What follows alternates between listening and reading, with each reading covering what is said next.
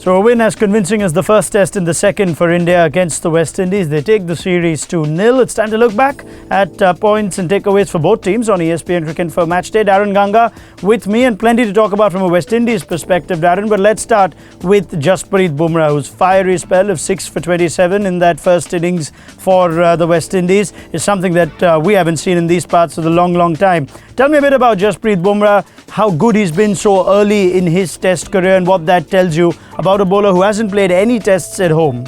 Well, first off, I would like to say it's a continuation of the form that we've seen from Jasprit Bumrah in the recent World Cup. He's just grown from strength to strength. I also think that credit must be given to the BCCI and this Indian think tank for the way in which he's been managed recently. He wasn't a part of the T20 International Series. He wasn't a part of the ODI series, but he came into this two-match series with confidence, very much rejuvenated from his year's work, and he was raring to go. He proved that his skill level is continuously developing. Not only does he have the ability to move the ball into the right-handers, we're seeing now that ball swinging away from the right-handers and into the left-handers. It's a big asset for him in terms of a wicket-taking delivery. So looking at all the bowlers in the landscape, and probably bowlers who've gone in terms of international fast bowlers, you think about Dale Steyn and the effect that he has had in that South African national setup. You think of back in the day, Curtly Ambrose and the impact he's had in a West Indian setup. You think of Alan Donald, you think of Brett Lee and McGrath. I think Bumrah is an asset to this Indian bowling lineup. Both himself, Ishant Sharma, Mohammad Shami has ushered in a new era for fast bowlers in Indian cricket. I think in 2018, it's been the best year for fast bowlers in Test cricket in India's Test playing history. So that alone shows and signifies the impact that they have had, and more significantly, Bumrah. Well, Jasprit Bumrah, so early in his Test career, continues to impress, continues to see his name on the record books, and he's now part of an illustrious list of hat-tricks for India in Test match cricket. Just Harbhajan Singh and Irfan Pathan before him, and you now have Bumrah getting to be the third bowler in Test history for India to claim a hat-trick. Well, as good as Jasprit Bumrah was, man of the match was Hanuma Vihari, and we were contemplating whether Vihari merits a place ahead of a Rohit Sharma at the start of the series. Is he India's extra batsman? Should they go for 6 batsmen? He's done his chances no harm after this Test match. Man of the match performance, Darren, what are your thoughts on the way Hanuma Vihari applied himself in both innings of this Test? Well, I think the second Test match really confirmed the class that he has shown at the start of his Test career. He came into this Test series with a couple of half centuries and pretty much untested in this Test arena. He had a lot to prove, and he was given the nod to bat first up in this series in the middle order for India. So I'm sure at the back of his mind he was thinking about consolidating his position and making sure that he would be a starter for the upcoming series against South Africa. That he did, and he did quite well. Not in any way, a dasher, you would say. He spends a lot of time at the start of his innings. His technique is quite solid. His decision making in terms of his decisiveness to leave deliveries outside the awesome, and to basically show the approach that is necessary in the context of the match. You look at how he batted in the second innings of this second Test match. India, they were in need of quick runs, and that he did get India when he partnered with Ajinkya Rahane. So he can turn it up as well, and it is something good to see, because sometimes in a Test match you're required to do so. He spoke about him missing the opportunity of getting his maiden century in the first Test match. Well, he made amends for that, and when he got into the 90s in the second Test match, he never let that opportunity slip. So I think India has found a really solid Test batsman, and I think he alone will determine his own destiny going forward in the middle order for this Indian Test side. All right, let's move to the West Indies angle, Darren. And you have been critical of the way the West Indies batsmen have gone about their business in multiple formats, as we've been talking about the West Indies through the course of the World Cup. And again, while Jason Holder and Kemar Roach show sparks of brilliance with the ball, it does look like the major area of improvement lies in the batting. What does the West Indies team, the think tank, do from here after what's been another very disappointing batting performance by the Windies?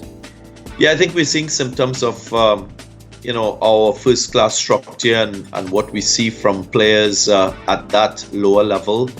We spoke about the big gap between the West Indies and India in this test series in terms of the batting. In essence, India has one of the strongest batting lineups in world cricket.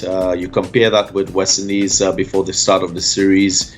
India very dominant in terms of their ability to score test centuries as against the West Indies. I think this West Indian squad would have produced 29 test centuries before the start of the series, and India 80. So the huge gap there coming to the fore across both test matches. Only one player in this West Indian side was able to score a half century, and that was Shamar Brooks in the very last innings of this second test match. So for him personally, I think it would have been a wonderful milestone for him to achieve, knowing that he debuted in that first test match of the series. He would have shown to the West Indian public and selectors that he is capable of playing this format of the game and is capable of batting at number 3 and producing innings of class and innings that will contribute significantly to West Indies' batting strength.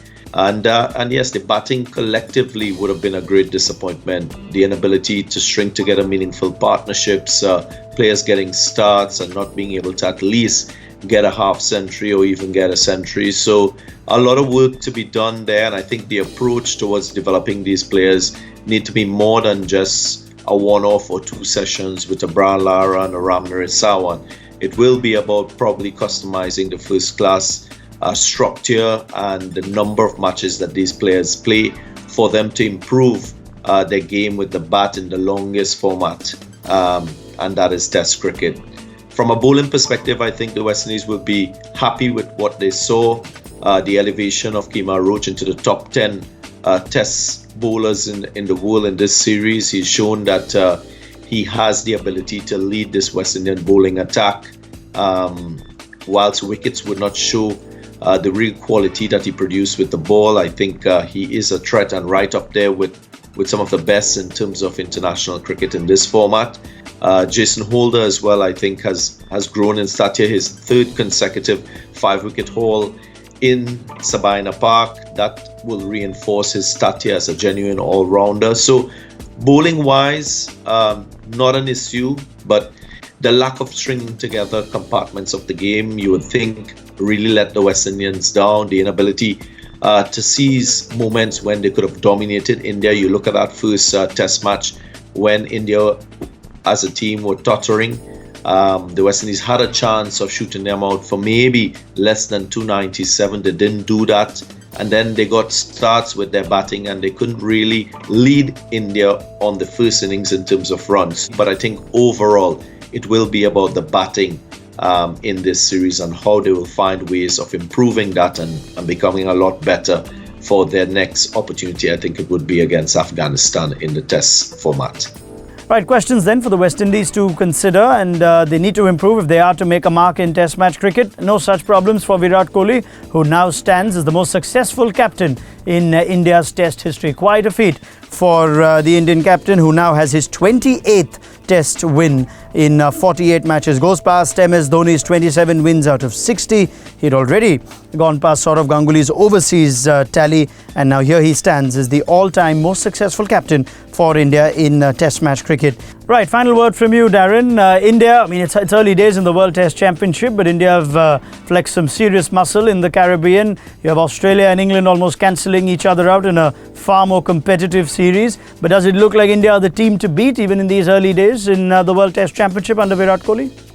Of course, I think India, with where they're currently ranked, with the form that we're seeing from this team, I think they have a very good chance of ending up in the top 2. I think their reserves really reinforces how strong this Indian team is in the Test arena. You think about the players on the bench like a Ravichandran Ashwin, you look at Rohit Sharma, you look at Umesh Yadav, who's also a very good fast bowler who might walk into any other international side. They are not playing. Kuldeep Yadav, who is an attacking left-arm spinner, not getting a chance to play in this series. That alone goes to show the options available to Virat Kohli. Many persons talk about his approach and his style of captaincy in terms of not having a lot of continuity with certain players. What he's done is he's given a lot of young players opportunities, and he's groomed a team and a group of players that he could call upon at any point in time to deliver for him. In this particular test match, he's gone past MS Dhoni to become the most successful Indian test captain. So that in itself requires recognition, that requires congratulations to Virat Kohli. Not only has he shown that he has the ability to lead run scoring in test cricket and across formats, but also to carry that, as some people say, the burden of captaincy is not an easy thing to carry in international cricket. He's been able to balance his role as captain and balance his role as a batsman. So I think India is in very good stead with his captaincy. He's young, he's dynamic, he's very passionate about the game, and he is grooming, I would say, a next generation of Indian cricketers who can dominate world cricket. And more so in a year's time, this team could easily find themselves in the top two and playing for this number one status in this World Test Championship. Darren Ganga, many thanks for that. A disappointing result for the West Indies, but we'll be sure to have your thoughts again soon on ESPN Cricinfo Matchday.